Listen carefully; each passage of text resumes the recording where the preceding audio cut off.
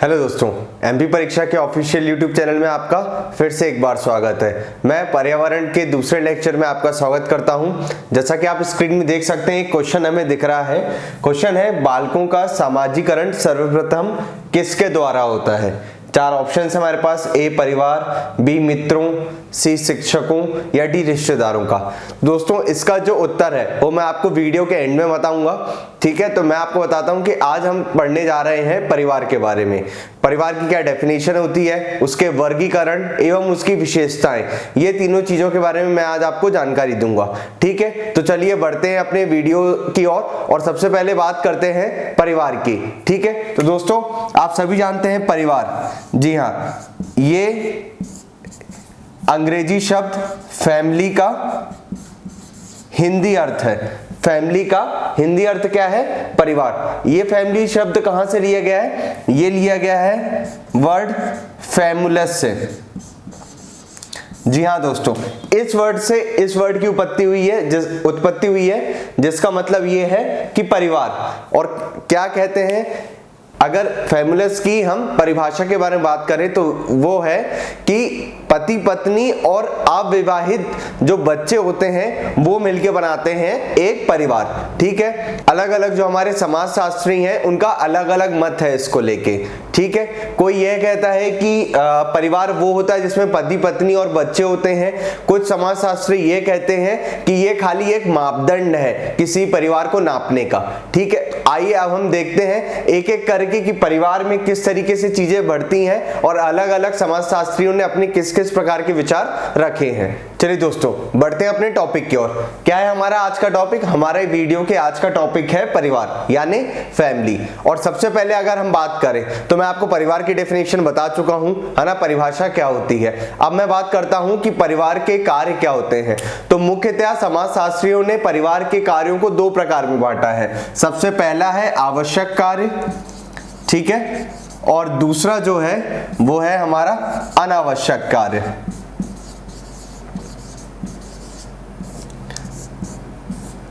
जिसमें आवश्यक कार्य के अंतर्गत क्या आ जाएगा कि आपको परिवार को बढ़ाना है, उनका हर कंडीशन में साथ देना है, समाज से समन्वय स्थापित करके रखना है और अपने परिवार की सारी इच्छाओं को पूर्ण करना है। ये आवश्यक कार्य में आ जाएंगे आपके। और जो अनावश्यक कार्य हैं, अनावश्यक कार्यों के अंतर्गत आएगा मनोरंजन के साधन। किस तरीके से आप अपने परिवार में मनोरंजन के साधन की जो भी उपयोगिता है उसको पूर्ण कर पाते हैं, वो आ जाता है हमारे अनावश्यक कार्यों में। और ये हमारे आवश्यक कार्यों में आ जाएगा जो मैं आपको बता चुका हूं। इस प्रकार से हमारे समाजशास्त्रियों ने दो प्रकार से कार्यों का विभाजन किया है, जिसमें सबसे पहला है आवश्यक और दूसरा है अनावश्यक। कई बार एग्जाम में पूछ लिया जाता है कि समाजशास्त्रियों के द्वारा परिवार को कितने कार्यों में विभाजित किया गया। चलिए दोस्तों अब इसके बाद हम बढ़ते हैं परिवार की विशेषताओं के ऊपर, ठीक है। ये हो गया हमारा परिवार, ये हो गया उसका विभाजन किसके तौर पे?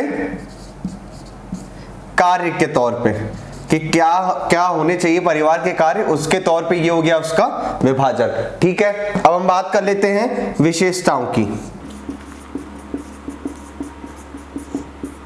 तो देखिए दोस्तों, विशेषताएं जो होती हैं वो बहुत ही महत्वपूर्ण फैक्टर रहती हैं, महत्वपूर्ण स्थान रखती हैं किसी भी परिवार या किसी भी चीज के बारे में जानकारी देने के लिए, या हमें पता रखने के लिए, या हमें पता करने के लिए कि हम जिस भी चीज के बारे में बात कर रहे हैं वो किस तरीके से पर्टिकुलर टॉपिक या जो भी हमारा विषय वस्तु है उसको सिद्ध करती है। तो जब हम विशेषताओं के ऊपर बढ़ेंगे तो विशेषताओं में भी कुछ खास विशेषताएं हैं जिनमें हमें विस्तृत जानकारी ध्यान में रखनी चाहिए, जिसके बारे में हम डिस्कस करेंगे। तो आइए एक एक करके हम सारी वो विशेषताएं देख लेते हैं और देख लेते हैं कि उसके ऊपर परिवार का क्या एक अहम रोल होता है। ये है हमारी कुछ विशेषताएं जिनके बारे में हम लोग डिस्कस करेंगे, ठीक है। तो विशेषताओं के क्रम में सबसे पहले क्या दिया है? वंशानुगत संबंध। जो परिवार होता है, परिवार वंशानुगत संबंध, इसकी विशेषता क्यों है कि परिवार में एक पीढ़ी से दूसरी पीढ़ी, मतलब मान लीजिए एक पीढ़ी से लेके दूसरी पीढ़ी तक एक पीढ़ी से दूसरी पीढ़ी तक आप किस तरीके के गुण का आदान प्रदान करते हैं उनको कहा जाता है वंशानुगत संबंध, है ना। हम इसमें ये देखते हैं कि जो एक पीढ़ी है, मान लीजिए हमसे जो पूर्व पीढ़ी है या जो हमारी अभी हमसे पहले की पीढ़ी है, उससे हमने कौन कौन से गुण लिए हैं वो आ जाते हैं हमारे वंशानुगत संबंध में। चलिए अब बात करते हैं हम लोग सामाजिक संस्था की। तो दोस्तों आपको एक बहुत इंपॉर्टेंट पॉइंट याद रखना है कि परिवार को समाज की एक बहुत ही मौलिक इकाई के रूप में जाना जाता है। मतलब अगर मैं बात करूं सामाजिक संस्था की तो परिवार को इसकी एक मौलिक इकाई के रूप में जाना जाता है। तो आपको ये ध्यान में रखना है कि परिवार को समाज की मौलिक इकाई के रूप में जाना जाता है। ठीक है, बात करते हैं आर्थिक व्यवस्था की। तो परिवार की आर्थिक व्यवस्था से हम क्या समझते हैं कि जो भी वित्त से जुड़े हुए मामले हैं या उससे जुड़ी हुई चीजें हैं उसको परिवार पूर्णता क्या करता है, पूर्ण करता है। फिर बात कर लेते हैं वैवाहिक अनिवार्यता की। वैवाहिक अनिवार्यता की मतलब परिवार में ये चीज अनिवार्य है कि आपको विवाह करना है, उस चीज की अनिवार्यता रहती है परिवार की। फिर बात कर लेते हैं सामाजिक सुरक्षा की। तो सामाजिक सुरक्षा की बात अगर करें तो परिवार में आप किस तरीके के गुणों को बच्चों को दे रहे हैं या किस तरीके के गुणों का पालन कर रहे हैं जिससे आपकी अपितु समाज की भी सुरक्षा हो रही है, समाज के जो लोग हैं उन लोग की भी सुरक्षा हो रही है, उन लोग भी सुरक्षित माहौल में अपना जीवन यापन कर सकते हैं। ये सारी जो चीजें हैं ये इसके अंतर्गत आती हैं। तो हमने बात कर ली वंशानुगत संबंध की, हमने बात कर ली सामाजिक संस्था की, आर्थिक व्यवस्था, वैवाहिक अनिवार्यता और सामाजिक सुरक्षा की। तो ये 5 महत्वपूर्ण विशेषताएं हैं जिसके आधार पर हम ये कह सकते हैं कि परिवार को समाज की एक मौलिक इकाई के रूप में जाना जाता है ना। अब हम बात करेंगे परिवार के वर्गीकरण की कि परिवार को किस किस हिसाब से अलग अलग वर्गों में बांटा गया है। ठीक है, तो चलिए अब बढ़ते हैं उसकी ओर और देख लेते हैं कि परिवार को किस तरीके का वर्गीकरण किया गया है। तो सबसे पहले हम बात करेंगे आज परिवार के वर्गीकरण में किसकी, संख्या के आधार पर। मतलब संख्या के आधार पर किस तरीके से परिवार को बांटा गया है या उसका वर्गीकरण संख्या के आधार पर किस तरीके से किया गया है ये हम देखते हैं। तो संख्या के आधार पर मुख्यतः 3 प्रकार से परिवार को बांटा गया है। सबसे पहला जो है अगर उसकी बात करें तो ये हो जाता है हमारा केंद्रीय। ठीक है, अगर दूसरी बात करूं तो मैं दूसरा हो जाता है हमारा संयुक्त। तो जो हमारा तीसरा होता है वो होता है हमारा विस्तृत। ठीक है, इन 3 प्रकार के हिसाब से या इन तीनों पे प्रकार से परिवार को संख्या के आधार पर बांटा जाता है। जिसमें केंद्रीय परिवार की अगर मैं बात करूं तो केंद्रीय परिवार के अंदर गत आ जाता है आपका पति पत्नी और अविवाहित बच्चे।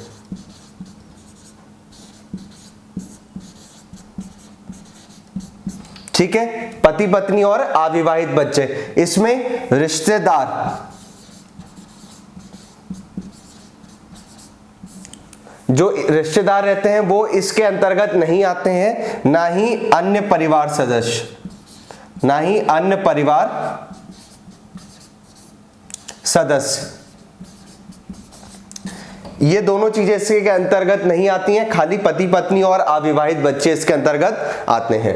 ठीक है, अब हम बात कर लेते हैं संयुक्त परिवार की। तो संयुक्त परिवार में ध्यान रखने वाली चीज क्या है कि इसमें पति पत्नी होते हैं, इसमें अविवाहित बच्चे होते हैं, इसमें विवाहित बच्चे भी होते हैं, है ना। इसमें परिवार के और रिश्तेदार भी होते हैं। तो ये सारी चीजें इसके अंतर्गत रहती हैं। लेकिन जो ये वाली चीज है अन्य परिवार सदस्य, मान लीजिए हमारे मातृ पक्ष के हैं वो हैं, बट उनके भी अगर कोई मातृ या पितृ पक्ष के होंगे तो वो इसके अंतर्गत नहीं आएंगे।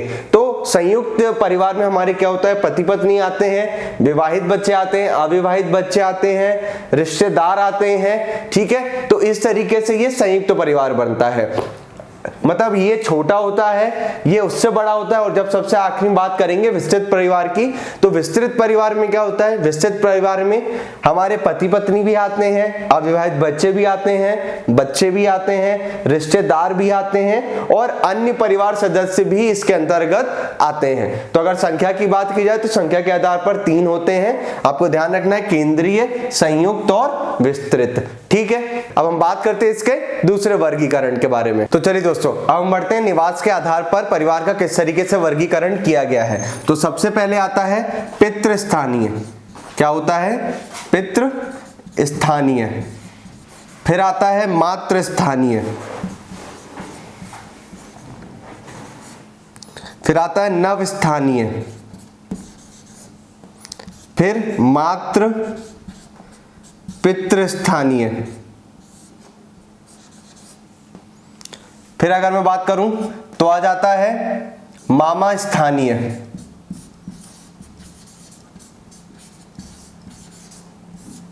और आखिरी में आता है द्विस्थानीय।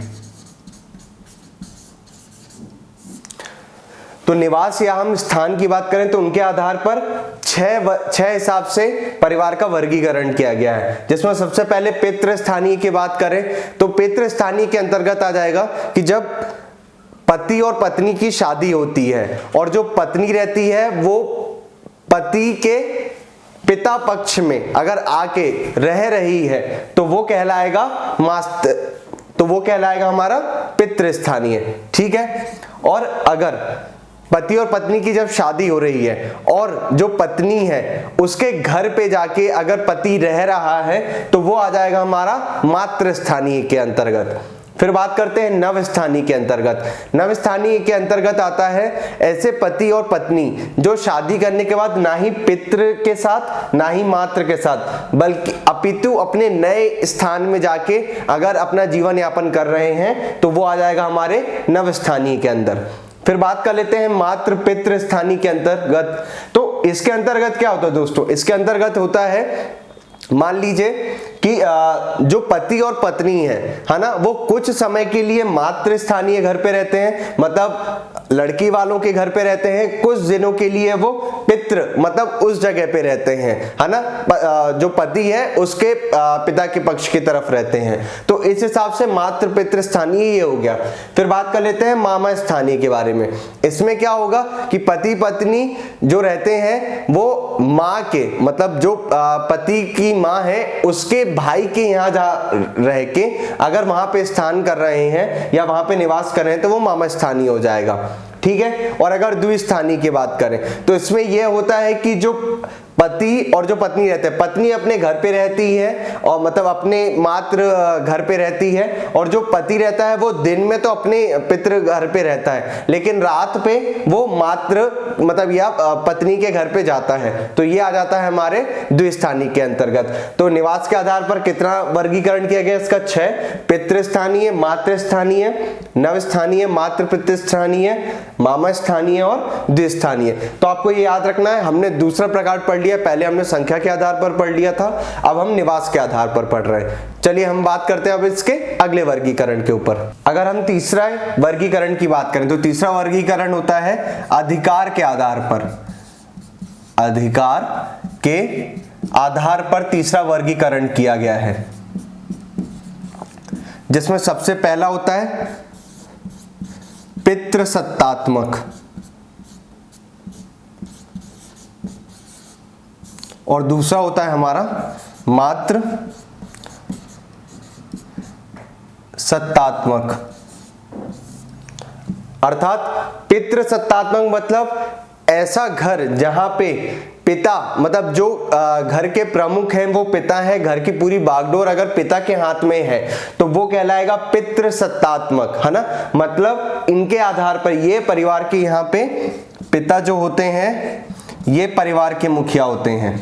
परिवार की पूरी बागडोर किनके हाथ में होती है, पिता के हाथ में होती है। तो ये आ जाएगा हमारे पितृसत्तात्मक के अंदर। और अगर मातृसत्तात्मक की बात की जाए तो यहाँ पे माता, जो माता होती हैं वो परिवार की मुखिया होती हैं, मतलब परिवार की जो पूरी बागडोर है वो किसके हाथ में होती है, हमारी माता जी के हाथ में होती है। तो ये सारी चीजें जो होती हैं अधिकार के आधार पर इस तरीके से परिवार का वर्गीकरण किया गया है। ठीक है, तो ये हो गया हमारा तीसरा प्रकार। अब हम अगले प्रकार की ओर बढ़ते हैं और देख लेते हैं किस तरीके से चौथा जो हमारा वर्गीकरण है वो किस पर आधारित है। ठीक है, तो हम बात करते हैं हमारे चौथे। तो चौथा जो हमारा वर्गीकरण है वो उत्तराधिकार के आधार पर किया जाता है, जिसमें सबसे पहला जो होता है वो पितृमार्गी होता है, पितृमार्गी, और जो दूसरा होता है वो हमारा होता है मातृमार्गी के आधार पर।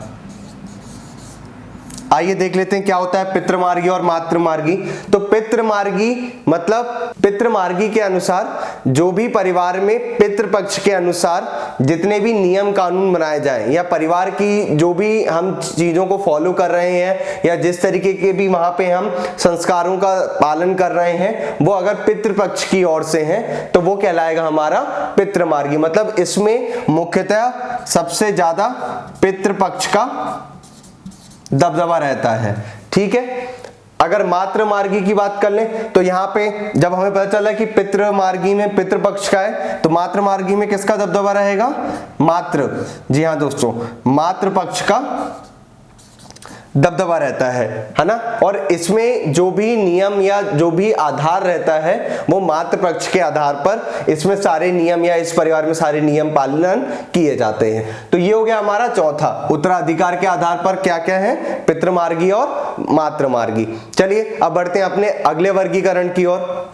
चलिए तो हम अगले वर्गीकरण की ओर बढ़ते हैं। तो अगला वर्गीकरण है वंश नाम के आधार पर। क्या है हमारा, वंश नाम के आधार पर। तो दोस्तों मुख्यतः इसको 4 प्रकार में बांटा गया है। सबसे पहला होता है जिसमें पितृवंशीय,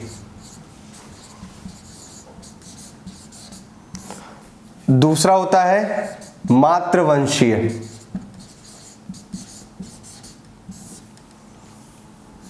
तीसरा होता है उभयवाही और चौथा होता है द्विनामी।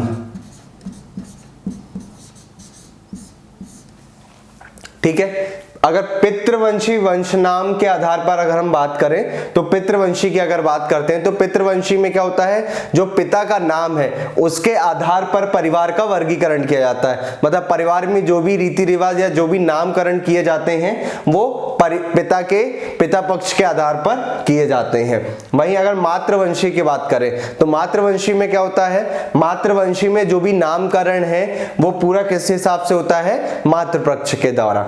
तो हम बात करते हैं उभयवाही की। तो उभयवाही में क्या होता है, पितृ और मातृ ये दोनों पक्षों के नाम पर आधारित नहीं होता है, यह परिवार के किसी अन्य संबंधी के नाम पर आधारित होता है जिसने समाज में अपनी एक विशेष जगह प्राप्त करी हो या जिसका नाम समाज में चलता हो, उसके आधार पर यहाँ पे नाम का प्रकरण किया जाता है, नाम का विवरण होता है। तो वंश नाम के आधार पर उभयवाही एक इंपॉर्टेंट है जो आपके एग्जाम में कभी कभी पूछा जाता है। इसके ऊपर अलग अलग प्रकार के सवाल आपको देखने को मिल सकते हैं आपके एग्जाम में।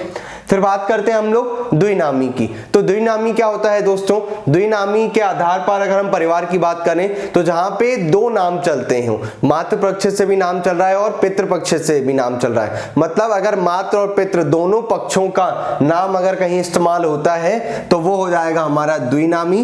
तो इसमें दोनों में आपको याद रखना है कि उभयवाही में दोनों का इस्तेमाल नहीं होता है और द्विनामी में दोनों का इस्तेमाल होता है। तो एक बहुत इंपॉर्टेंट है, ये दोनों में अक्सर सवाल पूछा जाता है, अक्सर आप लोग कंफ्यूज होते हैं। अगर एग्जाम में सवाल आता है कि किसी परिवार में यदि बच्चे का नामकरण माता और पिता दोनों के नाम के आधार पर हुआ है तो वह किसके अंतर्गत आता है, तो आपको पता होना चाहिए वह द्विनामी के अंतर्गत आता है। और अगर वह यह बोलता है कि अगर बच्चे का नामकरण माता और पिता किसी के आधार पर नहीं हुआ है तो वह किसके वर्गीकरण के अंतर्गत आता है, तो आपको पता होना चाहिए वह उभयवाही वर्गीकरण के अंतर्गत आता है ना। तो ये हो गया हमारा वंश नाम के आधार पर। चलिए अब बढ़ते हैं, देख लेते हैं अगले आधार। अगला आधार हमारा कौन सा है जिसके हिसाब से परिवार का वर्गीकरण किया गया है। चलिए दोस्तों, तो हम बढ़ते हैं अपने अगले आधार के ऊपर। तो अगला आधार है हमारा विवाह के आधार पर। विवाह के आधार पर परिवार का किस तरह से वर्गीकरण किया गया है। तो ये है बहुत महत्वपूर्ण वर्गीकरण है जो अक्सर बहुत ज्यादा कंफ्यूजिंग होता है। तो मुख्यतः विवाह के आधार पर परिवार का वर्गीकरण दो प्रकार से किया जाता है, जिसमें होता है एक विवाही और दूसरा होता है बहुविवाही। अगर हम पहली वर्गीकरण के बारे में देखें तो पहला वर्गीकरण क्या है, एक विवाही। एक विवाही के अंतर्गत आता है पति, पत्नी और अविवाहित बच्चे। केवल एक पति, एक पत्नी और अविवाहित बच्चे जो हैं वह एक विवाही परिवार के अंतर्गत आते हैं।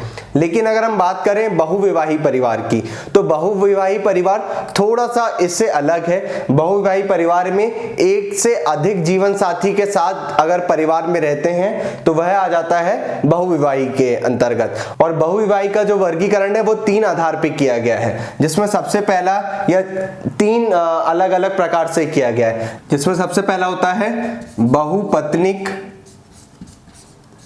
या बहुपत्नी मान लेते हैं, दूसरा होता है बहुपति और तीसरा होता है हमारा समूह। समूह विवाह, बहुपत्नी विवाह, बहुपति विवाह। तो जो हमारा बहुपत्नी विवाह है, बहुपत्नी विवाह के अंतर्गत क्या होता है, एक पति की एक से ज्यादा अगर पत्नी होती हैं तो वह बहुपत्नी परिवार के अंतर्गत आता है। और वहीं अगर बात करें बहुपति परिवार की, तो इसके अंतर्गत क्या आता है, इसके अंतर्गत एक पत्नी के एक से अधिक अगर पति होते हैं तो वह बहुपति परिवार के अंतर्गत आता है। और अगर बात करें समूह विवाह की या समूह परिवार की, तो समूह विवाह परिवार के अंतर्गत आता है कि समूह में पति और समूह में पत्नी, मतलब अगर आप मान लें कि 4 से 5 एक ही परिवार के सदस्य दूसरे परिवार के 4 या 5 सदस्यों से जब शादी करते हैं तो वह समूह विवाह परिवार के अंतर्गत आता है ना। जिसमें मैं आपको बता दूं कि बहुपत्नी और बहुपति ये हमारे कुछ अलग अलग जनजातियां हैं, उनके अंतर्गत ये विवाह संपूर्ण किए जाते हैं। उनके नाम आप लिख लीजिए। तो जो बहुपत्नी विवाह और जो बहुपति विवाह है वह हम देख लेते हैं। तो बहुपत्नी विवाह अक्सर प्रचलित है नागा, बैगा तथा गोंड जनजातियों में। और जो हमारा बहुपतीय विवाह है वह जौनसार, बावर की खस आदि में बहुत ज्यादा प्रचलित एक तरीके का विवाह माना जाता है, जो मुख्यतः भारत में चल रहा है। तो इस हिसाब से परिवार का वर्गीकरण विवाह के आधार पर किया गया है। तो मैं ये समझता हूं कि जो ये 6 प्रकार हैं ये आपके लिए काफी अच्छे से आपको समझ में आए होंगे और आप इनका वर्गीकरण या उसमें से जुड़े किस तरीके के सवाल आ सकते हैं वो आपको पता चल जाएंगे। चलिए अब हम देख लेते हैं 1-2 सवाल जो आपके एग्जाम में आने की प्रायिकता है। ठीक है दोस्तों, तो ये हैं कुछ प्रश्न जो हमारे सामने हमारे पिछले गत वर्षों में ये एग्जाम में आ चुके हैं। जिसमें पहला सवाल जो था जो आपके एग्जाम में आ चुका है, जब विवाह के बाद पत्नी अपने पति के माता पिता के साथ रहने लगती है उसे कहते हैं। तो इसे क्या कहते हैं दोस्तों, इसे कहते हैं पितृ स्थानीय परिवार। क्या कहते हैं इसको, इसका सही उत्तर क्या हो जाएगा, पितृ स्थानीय परिवार। ठीक है, तो आपको पता चल गया। मैंने आपको बताया था कि पितृस्थानीय परिवार में क्या होता है कि पति पत्नी जब शादी करते हैं तो जो पत्नी रहती है वह पति के माता पिता के साथ रहती है। वहीं जब मातृस्थानीय की बात करते हैं तो पति और पत्नी शादी के बाद पत्नी के माता पिता के साथ जब पति रहता है तो उसे कहते हैं मातृस्थानीय, और ये हो गया हमारा पितृस्थानीय। ठीक है, तो इसका उत्तर आपको समझ में आ गया। तो इस तरीके से आपके एग्जाम में ये सवाल आया हुआ है।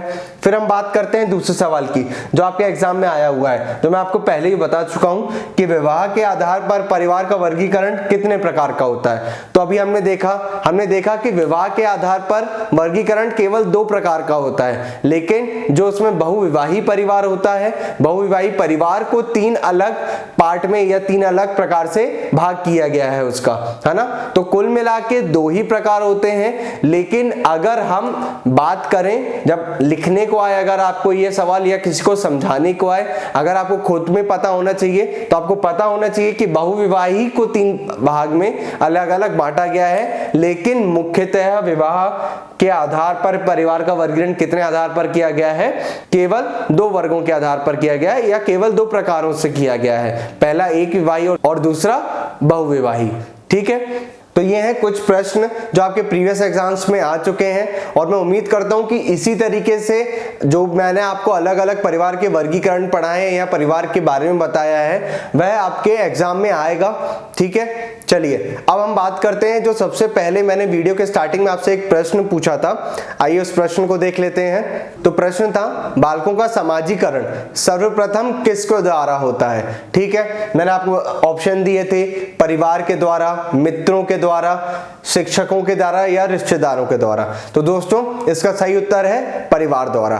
ठीक है, तो बालकों का जो समाजीकरण होता है वो सर्वप्रथम किसके द्वारा होता है? परिवार के द्वारा होता है। और ये जो समाजीकरण है या परिवार किस तरीके से समाज से सह संबंध रखता है यह हम अपने अगले वीडियो में पढ़ेंगे। हम देखेंगे, जानेंगे किस तरीके से परिवार जो हमारे समाज में किस तरीके की मुख्य भूमिका रखता है या किस तरीके से अलग अलग विशेषताएं हैं या परिवार और समाज के बीच में किस तरीके का संबंध है, उसके बारे में हम लोग अपने नेक्स्ट वीडियो में डिस्कस करेंगे। आज के इस वीडियो में इतना ही। ठीक है, तो दोस्तों आपको हमारा वीडियो कैसा लगा? आप इसे लाइक करें और इसमें कमेंट करें और एमपी परीक्षा के यूट्यूब चैनल से जुड़े रहने के लिए धन्यवाद। दोस्तों ऐसी और वीडियोस के लिए सब्सक्राइब कीजिए परीक्षा चैनल को और बेल आइकन दबाना ना भूलें। और अगर आप तैयारी कर रहे हैं तो प्रैक्टिस के लिए अभी डाउनलोड करें एमपी परीक्षा ऐप।